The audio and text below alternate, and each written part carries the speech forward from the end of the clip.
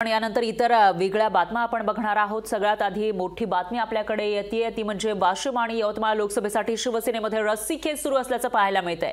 भावना गवळी आणि संजय राठोड यांच्यामध्ये banner war सुरू झालेला आहे। लोकसभा उमेदवारीसाठी दोघांमध्ये चुरस दिसतेय, तर वाशिम आणि यवतमाळ लोकसभा मतदारसंघ राष्ट्रवादीला मिळणार असल्याची चर्चा सुरू आहे आणि राष्ट्रवादीकडून चंद्रकांत ठाकरेंचं नाव आघाडीवर आहे।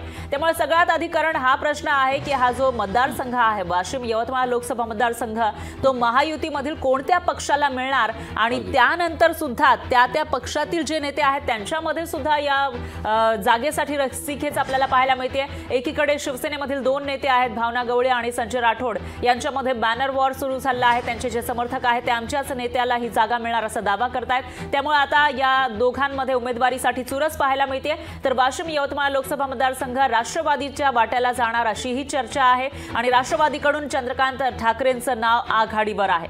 त्यामुळे आता येत्या 2 ते 3 दिवसांमध्ये याविषयी स्पष्टता येऊ शकेल। नेमका हा मतदारसंघ कोणत्या पक्षाला मिळणार आणि त्यानंतर त्या पक्षातील नेमक्या कोणत्या नेत्याला या ठिकाणी उमेदवारी मिळणार ते स्पष्ट होऊ शकेल।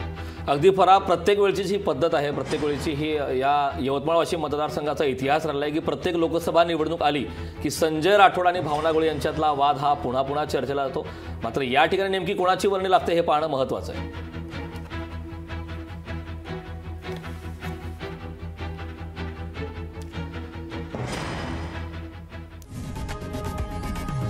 लोकशाही मराठी ऐका, पहा, जागरूक रहा।